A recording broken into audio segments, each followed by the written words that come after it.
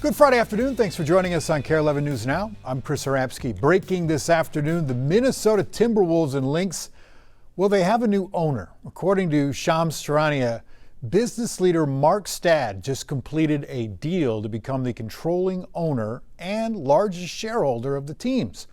According to Charania, Stad bought the majority of co-owner Mark Lohr's stake for $4.5 billion.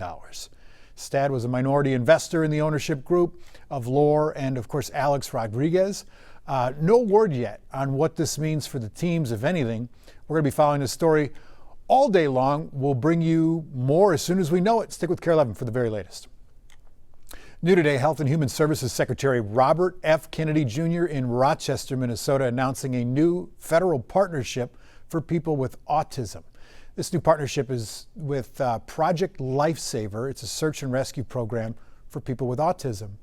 Participants wear a small tracking device, allowing officers to track them down in less than 30 minutes. The group says more than 4,600 people have been rescued in the last 2 decades. We also have a KARE 11 traffic impact alert to tell you about, and you might be happy about it. Highway 280 from Roseville down to St. Paul, it's back open. This is video of 280 here before construction started. Officials say after 4 months of work, the highway is fully resurfaced, ready to rock and roll. Crews also repaired bridges, ramps, drainage, installed new traffic signals, and replaced the guardrails.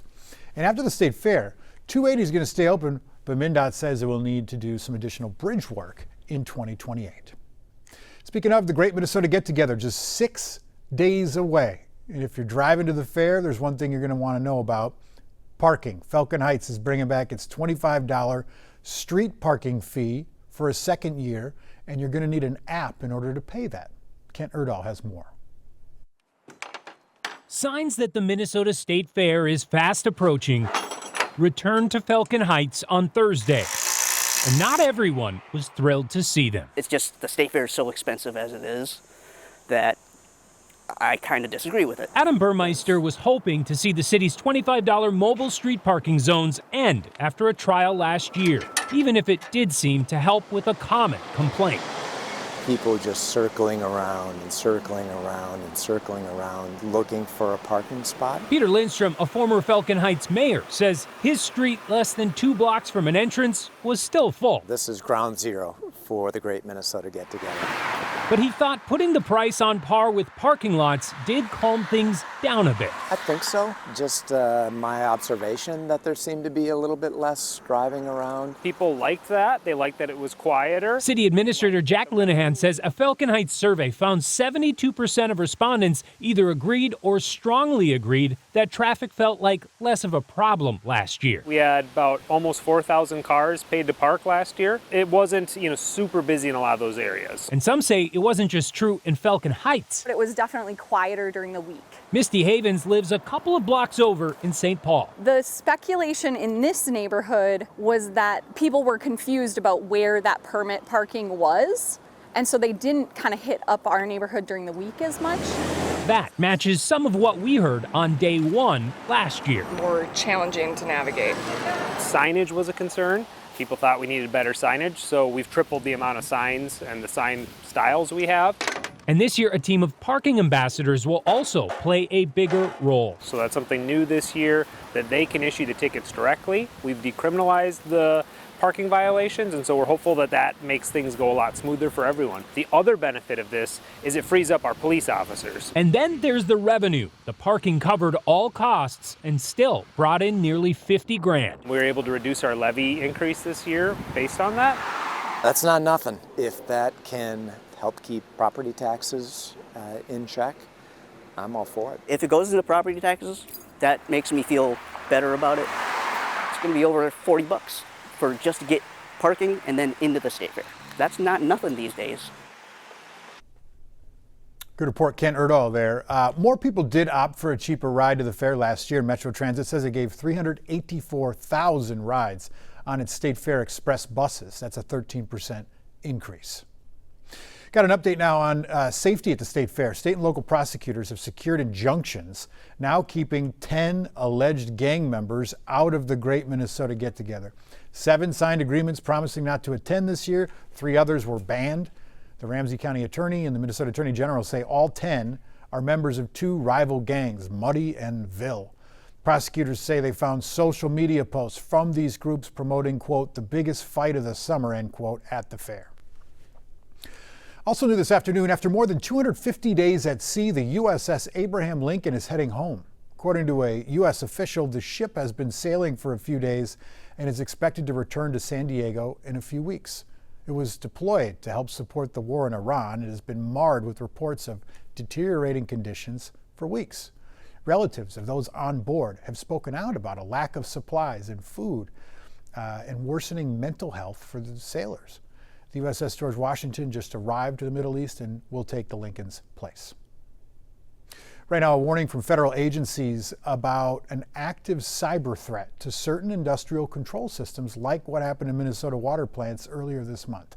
Minnesota Pollution Control issued the notice on behalf of the NSA. It said hackers are targeting certain devices used to monitor equipment in a number of critical sectors like water, energy, and manufacturing. It also said hackers are using AI to make these attacks look like legitimate monitoring tools. Right now, concern is rising over the economic impacts of a new detention facility will bring to a Minnesota community. A town hall in Appleton, a few hours west of the Twin Cities, it wrapped up last night where lawmakers answered questions for the first time about the facility there.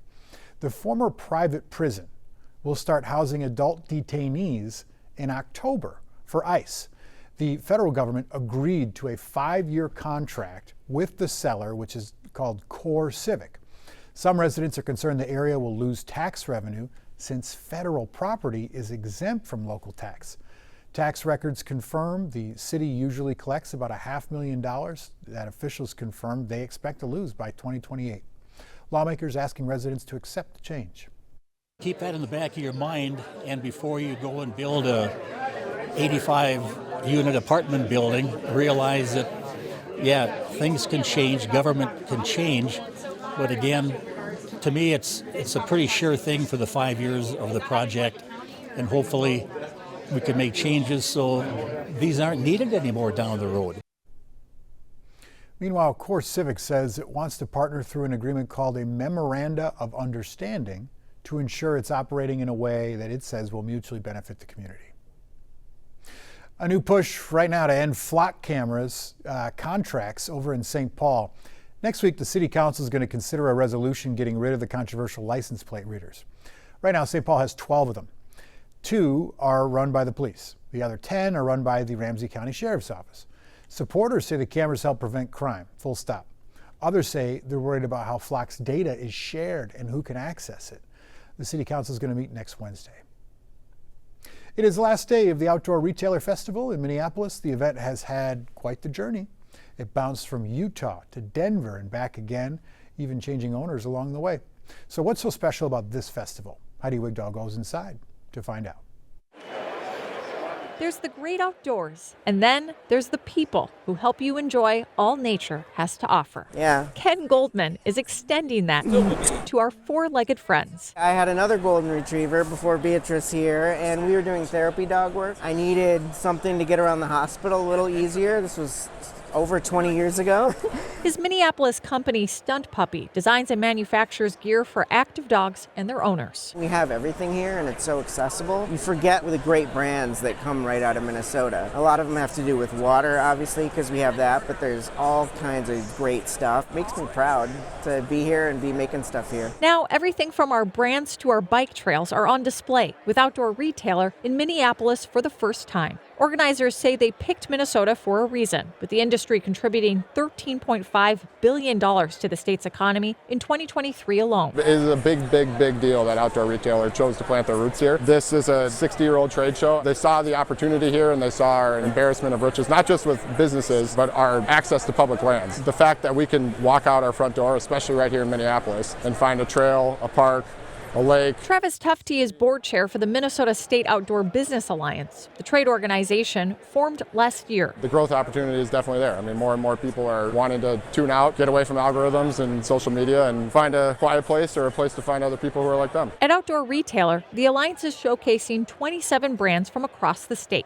We have so much to offer here. Linnea Swenson Tellickson is the owner of Svensaw. The first folding saw ever invented. My dad invented this in 1961. It folds down and it keeps the blade safe. And 65 years later, it's still made in Minnesota. We are the sleeper in that it's pretty evident here when you see us all together about how many outdoor brands are manufactured right here in Minnesota. Made in Minnesota, but enjoyed all across the world. It's great that OR is here, and I hope they keep coming back. Did not know that that saw was invented here in Minnesota. It's genius. Use it all the time. The big question is, will Outdoor Retailer be back next year? And the Minnesota State Outdoor Business Alliance says they're pretty confident it will be, but no official plans have been announced just yet. Stick with us. We got more news and weather coming up after the break.